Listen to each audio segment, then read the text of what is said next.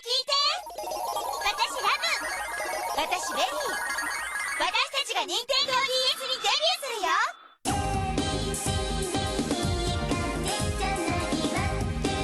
みんなが持ってるおしゃれ魔法カードを使ってお家でもおしゃれが楽しめちゃう。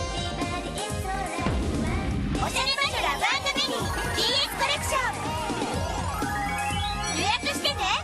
Hi everyone, welcome back to my channel. My name is Nina Gabriella, and I'm on my 4th week without Wi-Fi. So normally on this channel, one of the things I really like to do is game reviews and talking about cute Japanese culture type of games. And I already had a video that I already had pre-recorded. The only thing I didn't have recorded was the game. Unfortunately, due to my current circumstances of not having Wi-Fi, I cannot download the game. And I bet you're wondering, well, how am I watching this video if you don't have any Wi-Fi? How'd you upload it? I have like this thing called limited internet where I can go to certain websites, can't download anything. I have a phone plan, but it's only like, what, 30, 40 gigabytes a month, so I don't want to waste it. So that leads me into today's video. A couple weeks ago, before I had gotten to Japan, I talked about this game, Oshare, Love and Berry. It was a DS game that was really popular here in Japan. Now really quickly, if you don't know who Love and Berry are, these two girls were the fashion icons back in the early 2000s. This dress-up arcade game was super popular in 2004 back in Japan. Love and Berry, both showing cute and cool fashion types, were these two witches who had the power of using fashion. And how you would use that is by these magical fashion cards, which would allow them to change their outfits. But similar to maybe a early 2000s Pokemon card, the goal was to collect as many cards as you can, so when you go to the arcade, you're able to use those fashion cards and play them in the arcade game system. Now, recently, I was able to find a little bit of merch. I'm going to be cutting into some parts of when I had pre-recorded this video, so apologies if things like look different or if I go to different places, I guess. But I recently had found some merch in Japan at Don Quixote. And at this location, they had Love and Berry merchandise. So in this video, I'm going to be talking about the merchandise that I bought on top of us reviewing the Love and Berry movie. Like I said, I've been watching a lot of YouTube, so I have a lot of time on my hands. So I thought we kind of would talk about this movie because this movie is, well, different. Now you can watch the whole movie free on YouTube now, and it even has English subtitles if you'd like. And we're gonna go through the movie together to see if it's really worth your time and how does it compare to the video game itself. So let's get into it.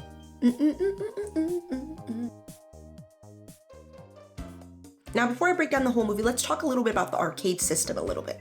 Basically, when you were younger, you would go to this arcade and you get these little cards, which would have different fashion pieces on it. You would collect these cards over time by these little gacha machines, or your parents could buy them for you. They were super popular in Japan. I think sold over like 2 million of these card things. And these cards, you could just swipe them into the arcade, and then you'd have new fashion pieces unlocked in the arcade game. Then they made 2 spin-off games in Japan for the advanced Picobina. The first one was Chiku Drill Love and Berry Mojokazuchi Asobi.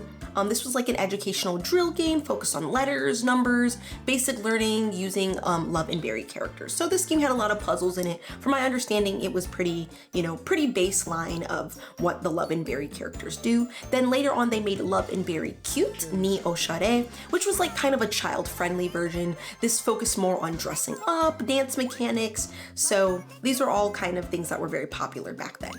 Then later in 2006 is when they released the Love and Berry DS collection, which I had talked about in a previous video. Feel free to watch that one if you want to know more about that. But that game was very similar to the arcade version where you could swipe your little cards in this little DS collector and fashion pieces would go into your DS. It also adds a story mode, even allows players to create their own cards. So it's very interesting. To be honest, I might do a follow-up video now that I'm in Japan. I had been looking to see if I could buy one of them myself. I'm like honestly going down this rabbit hole of like fashion items, which like I wish I would have grown up here so I could play these and be part of this. Even more recently, they have done pop-ups of Love and Berry showing like the nostalgia where you'd be able to like buy certain pieces from Love and Berry. I honestly wish I was in Japan back then because I would have been able to go to some of these pop-ups. But I'm here now, so let's see if maybe, or hopefully in the future, I'll be able to talk about some sort of pop-up if they do decide to do something while I'm here. But that game sold over 1.12 million copies for the DS alone, hoping I'll be able to get my hands on one in the near future. But then they came out with the movie, which we are talking about right now.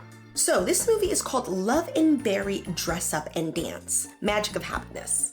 This movie came out in 2007 in Japan, and it runs for approximately about 51-52 minutes. The whole movie is uploaded on 480p in Japanese with English subtitles. Now this movie is a little weird. It's a mix between 2D animation with like these CGI animated parts in the movie. Like one moment you're watching this cute little 2D animation, and the next moment you're watching, well, this. Yeah. Like, well, I don't know what made them, I guess back in 2007, this might have been like the coolest thing ever, but I will say watching this right now, I'm a little terrified, okay? Now, this is definitely more of a kid's movie. It has a mix of this magical girl fantasy with elements of music, fashion, friendship, rivalry, and two witches that are training to use fashion magic. This movie was directed by Tomomi Mochizuki and written by Kei Kuni. So let's kind of break down this movie and talk about if you think this is worth your time, how it compares to the game, and if you grew up playing the old games, like the old games where you'd have to go to an arcade. This movie is basically based off of that.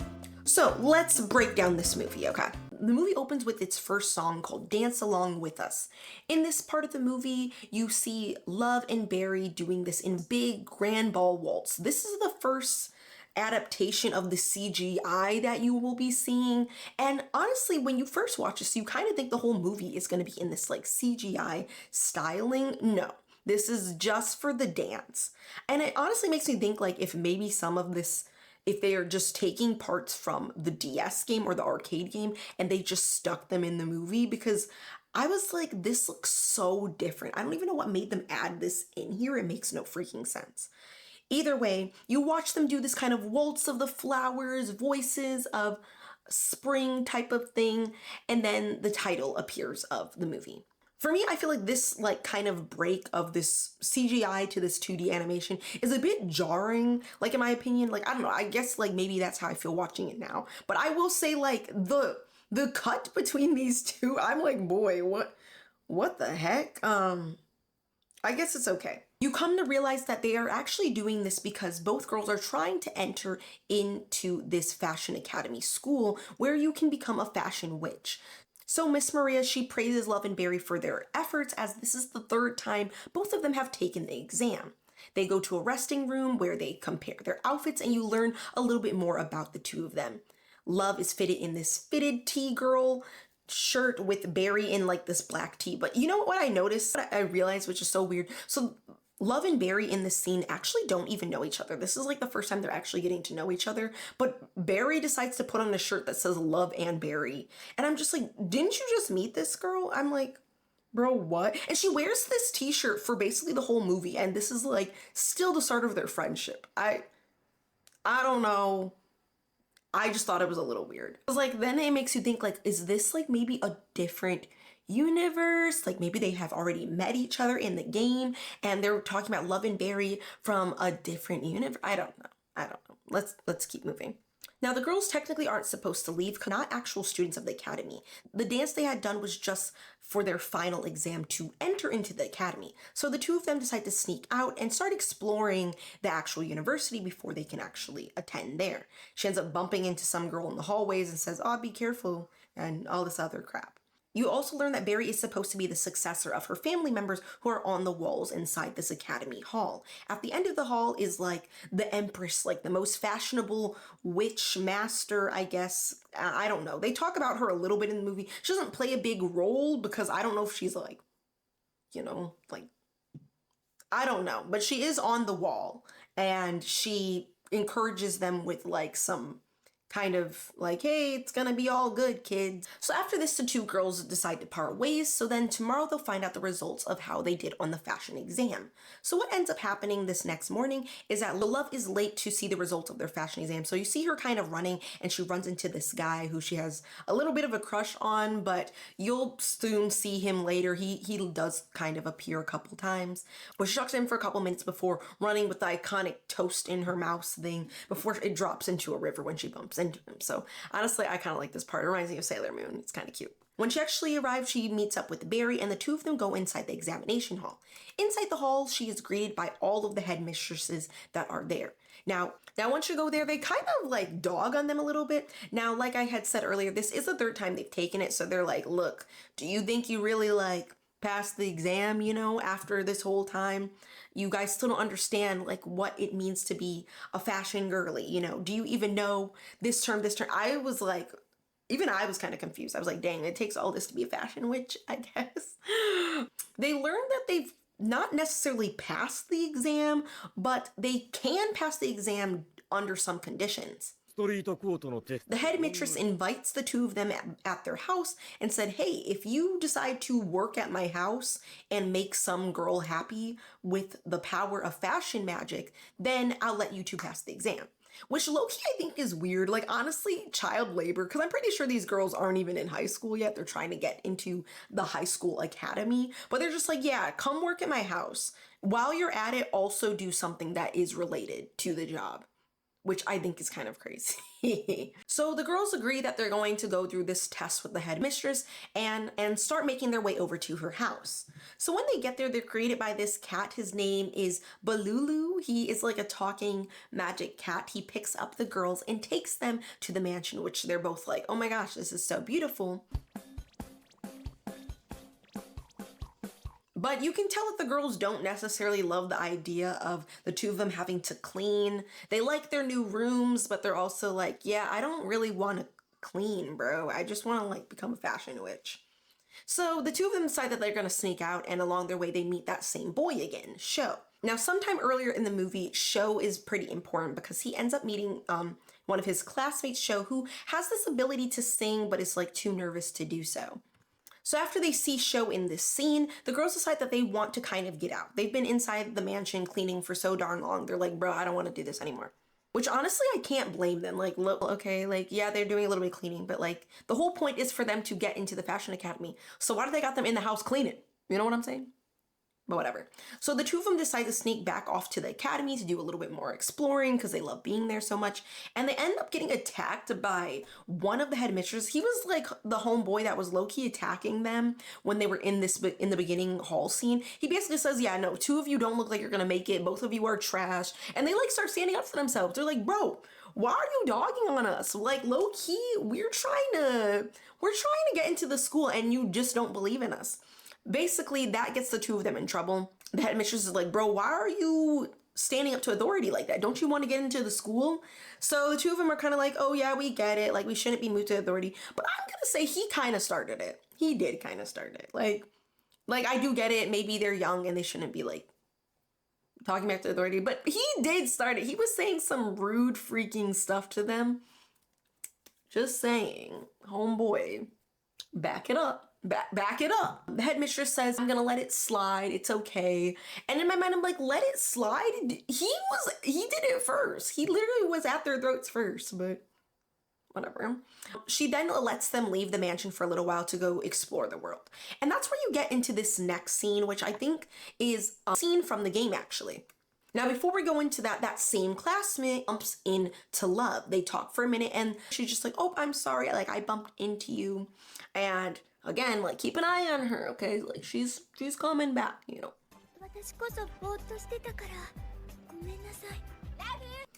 The two of them stumble upon this dance contest and they're both like, oh my gosh, I want to join the dance contest, but we need outfits that are going to make us look great. So since they're magical witches, they hide off in a dumpster, change their outfits so they can join this dance contest. And that's where you're greeted by the next scene of this weird CGI setup.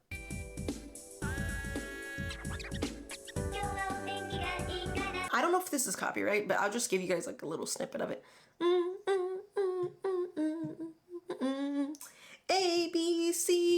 I'm gonna play this song for my kindergartners to help them learn English, because ABCD, like half it's in there already.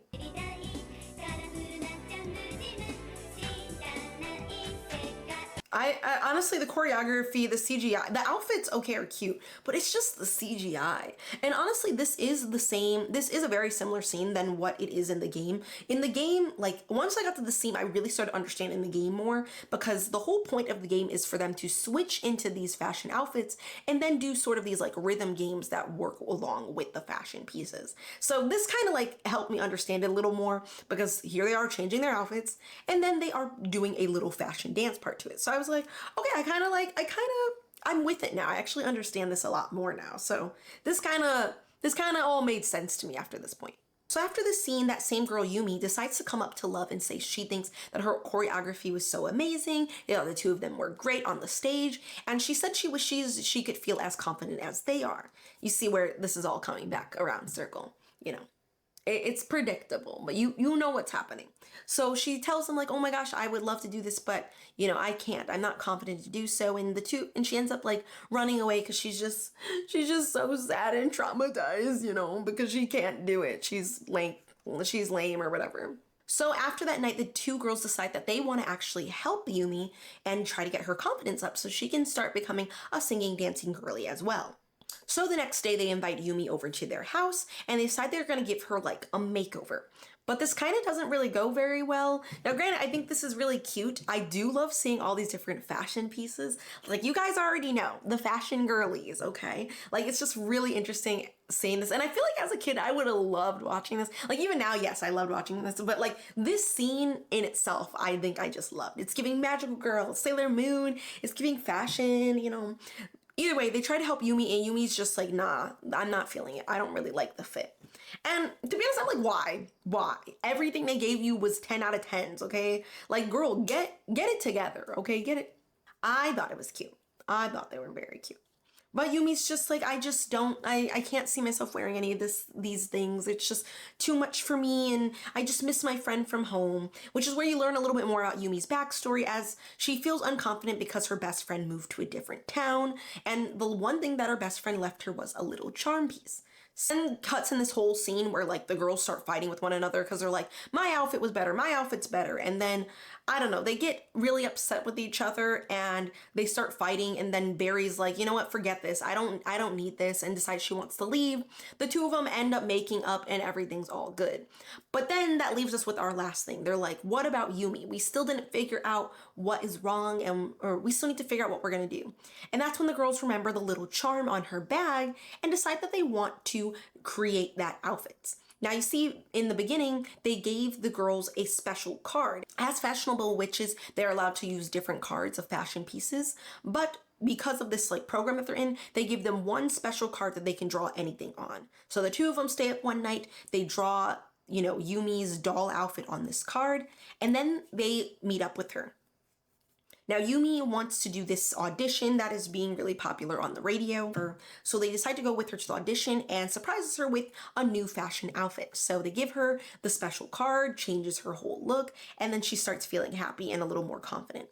After that, you get into your last CGI-like song, which is also another dance from the video game where you are like stepping with the beats. You got Love and Barry that are competing up against each other in the video game. And then here in the movie, you see Yumi being the main event with Love and Barry on the side as, you know, background dancers. This song low-key is a little weird. Like, I feel like it's very old, traditional. I don't know, just the voice to me. I think the song is kind of nice. It's just a bit odd, maybe. I don't know. Maybe I just feel like the outfits doesn't match the song, and maybe that's just me.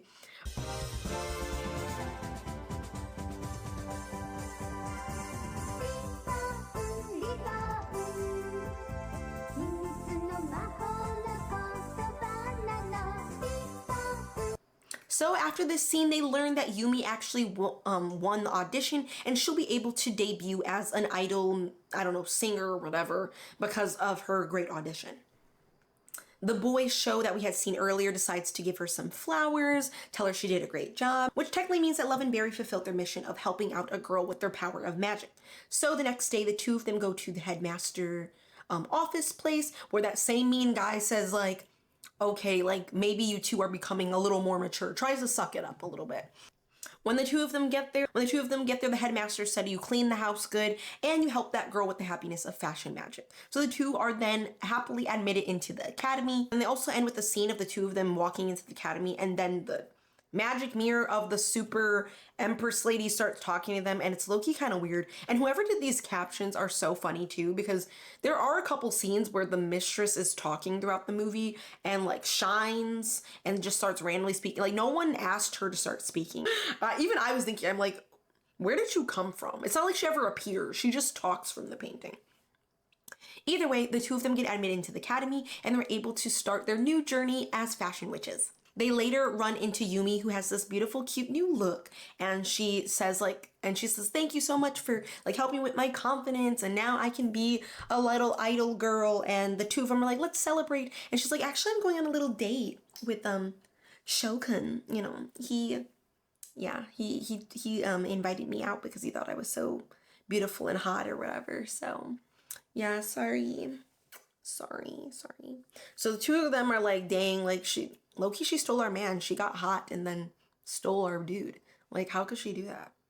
And then that is kind of it. That is the end of the movie. Comes into those card things. Yeah, I actually got some of these right here. They're like bath bombs, I want to say. And they smell really freaking good. But you dump it in water, and the fashion cards that you could have put in your DS are right here. So I thought it'd be really cool to open these. So let's go to my bathroom and open these together. See which ones we get. Yay!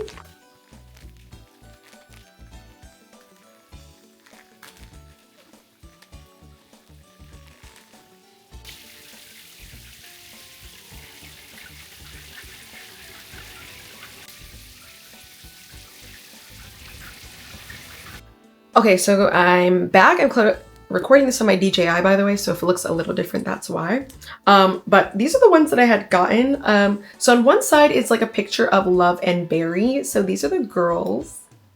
And that's the same on for all of them. I think there's a picture of Love and Berry on each card. So here's all of them. Honestly, super cute. And then just like on the collectible cards that you would be getting back in the day, there is a fashion item on each of the cards. So I lucked out. I actually got a different one on each one, or I got a different fashion item on each card.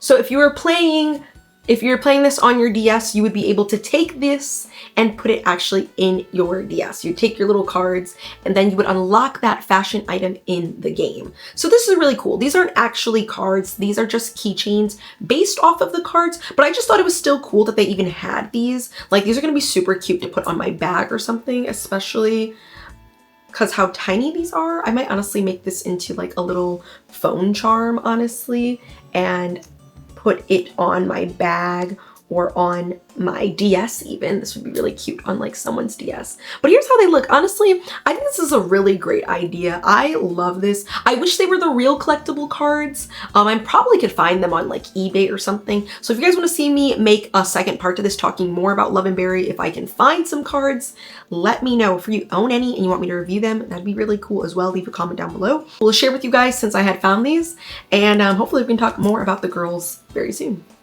What do you guys think? Personally speaking, I kind of like the movie. I think the CGI elements really take me out of the movie a little bit. Like if they could just take those out, or they should have just 2D animated them, I think that would make the movie a little better. But I think it's still worth checking out even today. It shows me a lot of fashion elements, especially if you're a person who loves, you know, style savvy, you know, Love and Berry, you know, whatever it is. I definitely think this movie is worth kind of just checking out. But that is all I have for you, ladies and gentlemen. I know normally we are doing game reviews, but due to my lack of Wi-Fi, looks like it might be a little bit. But that is all I have for you guys today. If you like this video, be sure to hit that like and subscribe button. It really helps me out on the channel of stuff I can talk about next. Again, thank you so much for watching this video. It means so much to me. Shout out to my members who have been supporting me. I love you guys, and I'll see you in my next video.